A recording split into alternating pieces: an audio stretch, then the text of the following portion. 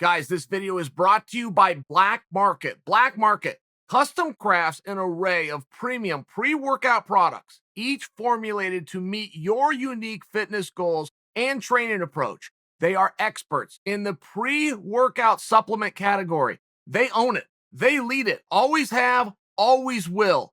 Driven to help people look, feel, and perform their best, Black Market is not a one-product-fits-all company. Each pre-workout supplement is carefully formulated and produced in their own U.S. manufacturing facility and nowhere else. Quality control and testing are maintained during each step of production. Black Market's lineup of premium pre-workout supplements are designed specifically to help you meet your unique health and fitness goals, but using is believing. So try their product lineup and experience the difference.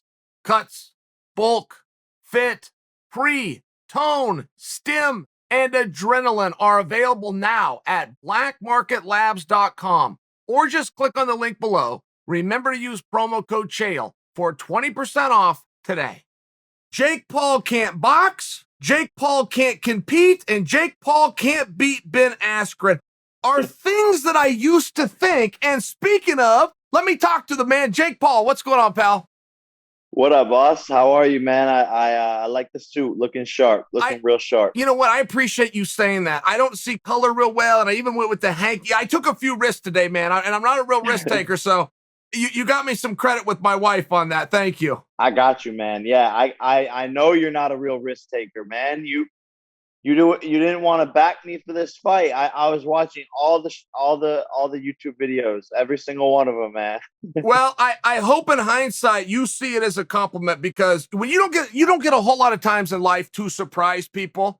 You surprised me, but you surprised a lot of people. I mean, Dana's on that list. Askren's on. The entire 2008 Olympic team is on that list. You surprised a lot of people. And by the way, you did it pretty quick. Thank you, man. Yeah, I mean, I knew that was what was going to happen. Like, I said it the whole entire time. I said first or second round. And I think at this point, people are starting to realize that what I'm saying in these pre-fight buildups comes to fruition every single time. And it's not by luck or by chance. And so I love when people are doubting me. It just adds fuel to my fire, and it motivates me more. And I have the ace up my sleeve. Like that's what people don't get here. And a lot of people don't want to give me credit because, my profession was being a Disney Channel actor or YouTuber before I got into boxing. And so I don't think people can comprehend like that I love fighting and that I actually can't fight. So Jake, tell me this. Okay. You get into boxing. This is something you like. You looked up to these guys, something you thought would be cool. But man, all of a sudden you're on a stage with Floyd Mayweather. You played it cool, but you must have felt something, right? Honestly, no. I've never been the type to get starstruck. Look, and I think the reason being is because like after I got famous, like nothing changed. Like you're not cooler. You're not like a different person, right? Like if all of a sudden I had 20 million more followers, like I still wake up, drink the same coffee, put my pants on the same way. So my dad always taught me like, hey, you're going to hang out with this celebrity or whatever, but look, we're all just humans at the end of the day. So I just look at us as all as individuals, and I was kind of just just chilling. Well, once you grab the hat and now all of a sudden Floyd and his people are after you, I mean, at some point this thing had to get real, and you got to tell me what that was like. I mean, at some point you got to go, am I going to have to fight Floyd right now? Right now, me and Floyd are fighting. Like, what's up? Yeah, it was sort of a sensory overload with everything that was going on. There was like 8 guys around me, all grabbing me, like some like hitting me in the leg. I'm like holding onto his hat. I was holding onto his hat for dear life. I was like, no, I'm not letting go. And that was the main thing that they were like concerned about. They're like, give us the fucking hat, give us the hat. And I was like, no. And then finally they got the hat. And then, yeah, I just see this angry Floyd Mayweather. Like I couldn't believe it. And one of his security guards like had my shirt like wrapped around his hand and so I couldn't get away. And he just comes running at me, and he's throwing punches like over the security guard, and I'm literally just like, oh wow, this is crazy. But the funny thing about it was like none of the punches were even coming close to me at that point, and he actually like punched his own security guard in the side of the head. But yeah, like absurd moment, hilarious. I didn't think he was gonna get that mad over a hat. And And what remind me what you said to him, because you said a funny line when you grabbed it. It was like, "Got your hat." You said something to him. I said, "Got your hat." See, that I was made it like, for me. yeah, yeah. That's what made it for me, though, is when you said, "Got your hat," and you were gone. And then I want to say, like, you even changed your Twitter to "Got your hat." The whole thing was brilliant. That's all I'm saying. I was watching that whole thing going, this is a genius at work. I'm watching a genius at work here. There it is. Tattoo. I got a tattoo of it in the airport before flying back home. But look, I mean, hey, it's show business, Sure. you know, and that's right. I didn't think it was gonna go that viral. I thought it was gonna be like this is funny. Jake Paul is like an immature little kid, which by the way, like that's what I was going for. I was like, hey, this is gonna be hilarious. Like I'm gonna be like a little kid stealing someone's hat on the playground. So, okay, so Logan's going to fight Floyd. What are your marching orders for the next couple months? Do you go in and your training partner, your support for your brother, or will you book a fight if something comes up? Like, what are you looking to do? Yeah, I'm here at Logan's training camp, just supporting him. You know, I have a lot of business stuff going on, so I'm kind of just like cheerleading and giving him, you know, the tips and advice that I see while I'm watching him spar. And yeah, just here to support, man. And you know, this is a massive fight, massive opportunity, and so it's good to be surrounded by family throughout these, you know, massive moments. And when there's a lot of pressure, a lot of eyeballs, and people watching, you know, you need your support system.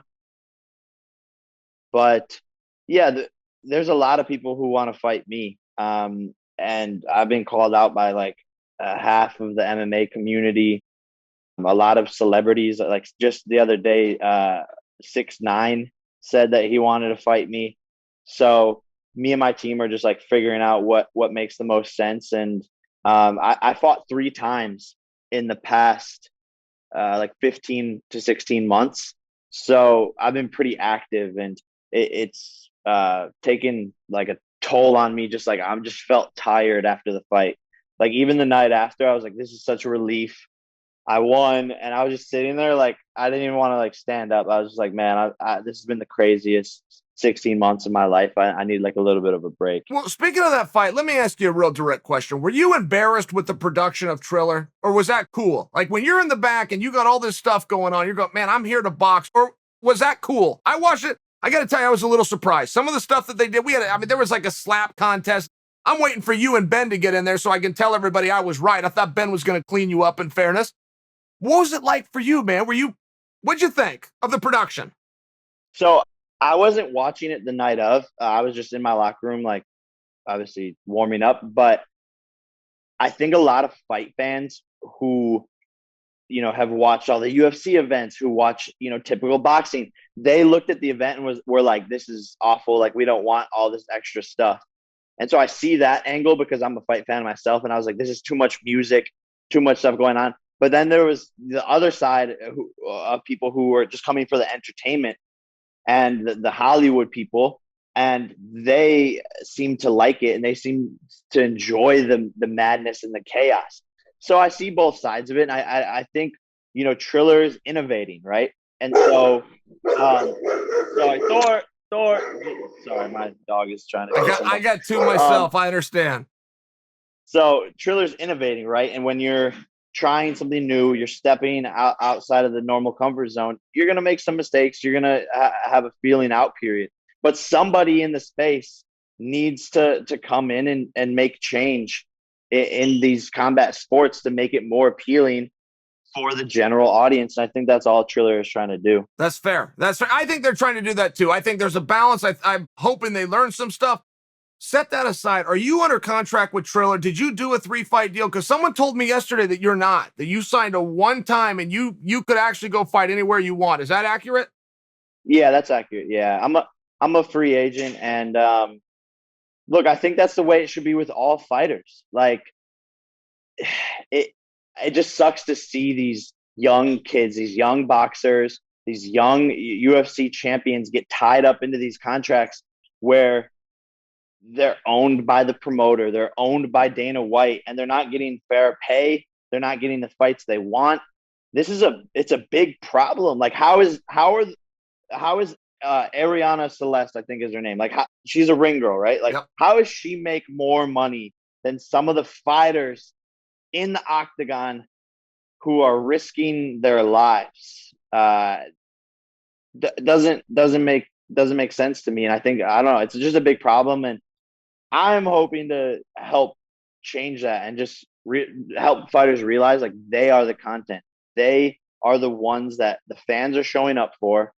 They are the ones that are driving these pay-per-views, and they're the ones again risking their lives, and they should be rewarded for that. So let me give you a make-believe scenario. Okay, let's say you get the opportunity to fight Kamaru Usman. And I know where there was some chatter on that between you two, and I want to say Dana stepped in and goes, I'm not doing that anymore. I'm not loaning one of my fighters out. But let's say he doesn't have to. Let's say, Jake, you get a phone call, you get a box Kamaru Usman. Dana's going to put the whole thing on. Are you open to the idea? 100%. Okay. What? So you would take a 100% boxing match. You'd take a boxing match with guys like that if you could find a way for all those things to happen. Yeah, yeah, and look, there's conversations happening. I believe Kamaru's manager is already in talks with Dana, and I think that's all I could say. Sure. But 100%, I'm down for all the smoke. I want all the smoke. You look, Daniel Cormier, another example. How'd you feel when he came over to you, by the way? I mean, you were doing what you were supposed to be doing. You were hanging out where you were supposed to be. What'd you think when the big guy came over? No, it was crazy to me. I was like, is this guy really doing this right now? Like, I'm just here as a spectator. He comes over, I'm like, bro, Daniel, like, you're playing into my game plan here. Like, you could have just ignored me, went on with your day.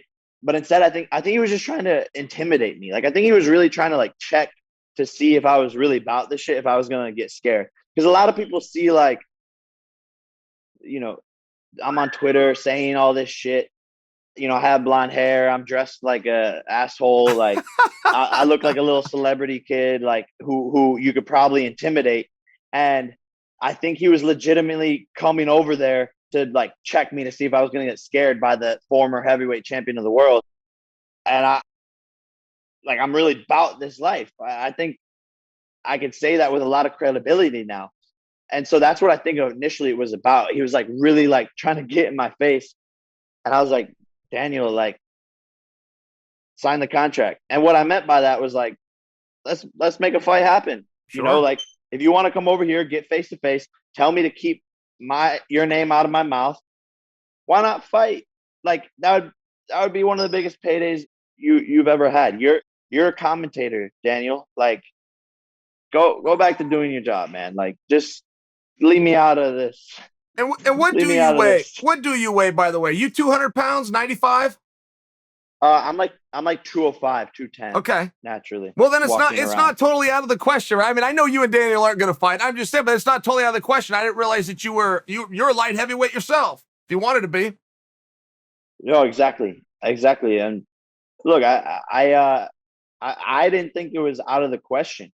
You know, I've said it before. Anyone, anytime, any place. Sure. The only thing that is slowing me down right now, quite honestly, is the lawyers and managers and CEOs of the big media companies, you know, waiting to get all the deals done and arrange stuff.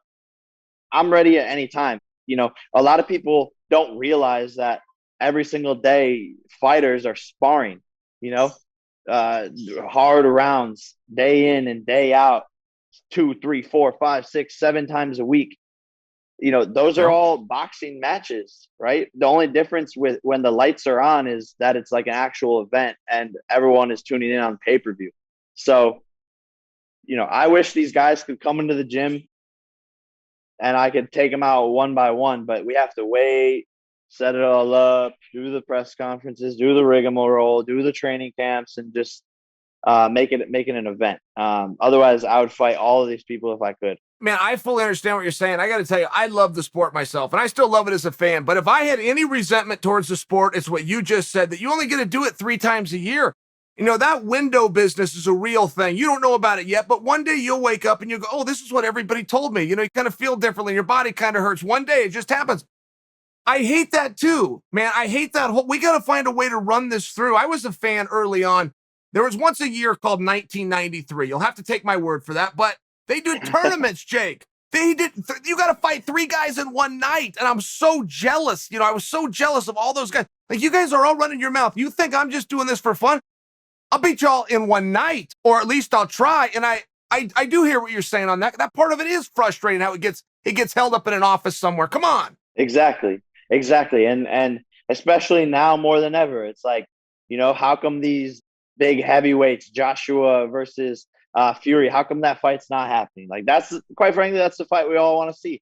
How come these things are happening? The whole lightweight division in boxing, there's John Jones versus Francis. Like, why isn't this happening? Because of payment? Like, Dana, give these guys $10 million each plus pay-per-view and make the fight happen. Like, there's got to be a way. And I'm big into crypto and decentralized finance. And so I almost want, and obviously finance is like coming into the power of the people in the community. It's like, how do we decentralize the fight community and make it so the fighters are the ones in control and we can just pick whoever and fight whoever and just make this stuff happen? I got to tell you, I'm into crypto as well. Lost a lot of sleep over the night, right? I mean, Musk tweet really changed the market to the tune of about $1/3 trillion. Are you following I spent my whole day waiting to get ready for you, picking out this cool jacket, and I was watching AMC stock. Are you following what the kids on Reddit are doing with AMC? I haven't seen it. Okay. You're familiar with, Jake, you're familiar what they did with GameStop about a month ago? Yeah, okay, the same kids, same plan, but they moved it to AMC, and it is fascinating. This is something Wall Street never had to worry about, the people rising up. But in the world of the internet, the people can rise. They can organize, and they're working on it now. I'm just saying, if you're staying up tonight, just Google AMC, see what I'm talking about. You'll get a kick out of reading about it. I promise that. I think that I feel like the AMC thing might have happened like a while ago, but I don't know. I could be wrong. I don't know. I that's like it's a traditional stock, obviously, but Sure. I'm more into crypto. But bro, when it dips like that, now it's the time to buy. When the market is low, that's when you got to get in. Opportunity. I fully agree. All right, hey, I got to tell you, by the way, you kind of won me over. You're a pretty cool guy. I wasn't fully expecting this. I wasn't sure that you were as aware of your surroundings as you are. I've thoroughly enjoyed this, but you got anything you want to get off your chest? Hope, goals, dream? Do we got anybody on the horizon? I know you've always got something up the sleeve here, man. You want to give it to old Chael? No, thank you, man. I appreciate that. I've always been a fan of you. Watched your fights growing up, and I love your show. Think you're super smart, super articulate, and no, I mean, look, this is the start of a awesome journey, and like, man, I'm just a kid with a dream. At the end of the day, from Cleveland, Ohio, and I plan on being in this sport for a long time, and I think I'm very underestimated. This guy's trying to hide, like, everyone saw we you. Saw him. Let him know we saw him. Everyone saw you. But no, man, I'm just making it happen, and living my best life and rolling with the punches, literally and figuratively. I respect that very much. Let me get one final thing for you. Just a prediction for the weekend. Charles Oliveira, Michael Chandler. Who do you got? I got Chandler. In a good fight, or is Chandler going to come catch him with that power and put him down? I think Chandler's just got this beast mode inside of him, and he's got that overhand right. I was expecting Dan Hooker to win, and he just ran through him. So yeah, I mean, we'll see what happens. I'm excited for that fight. All right, you're the man. Check out AMC. We'll both check out the fight. And Jake, I look forward to catching up with you again. Thank you, pal. Awesome. Peace out, bro.